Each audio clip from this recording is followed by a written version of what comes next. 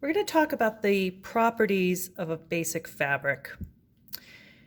On this piece of fabric, you can see this white line down the side. This will be on both edges of any bolt of fabric or any roll of fabric that you purchase. This is called the selvage.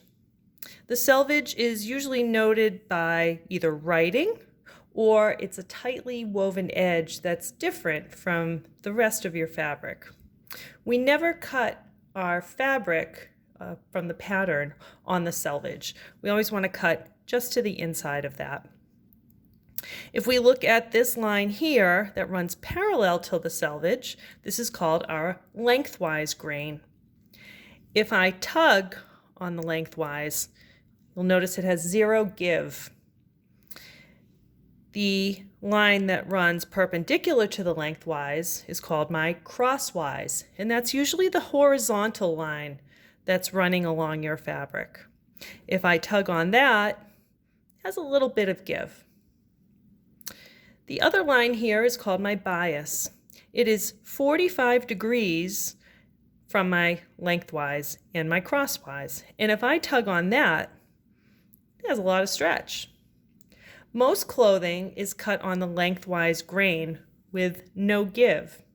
The reason for that is that your shirts, coats, skirts, dresses, and pants will not grow, and you don't want the length to grow. Think about a pant that maybe as you wear over a few times, the knee starts to stretch out. So the lengthwise grain prevents that best. The crosswise grain that gives a little bit makes sense because if you have clothing cut on lengthwise, the widthwise accounts for the circumference of your body, your chest, your waist, your hip, your thigh. And as you move, you bend, you sit, you stand, you walk, you need that flexibility that the crosswise gives to accommodate for the different movements in your body.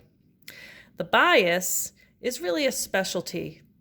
If you look back at old vintage films from the 40s and the 30s, bias was really in style for slip dresses. And bias hugs the body, it contours. Those are a little bit about the properties of fabrics that you'll learn more about as we move on.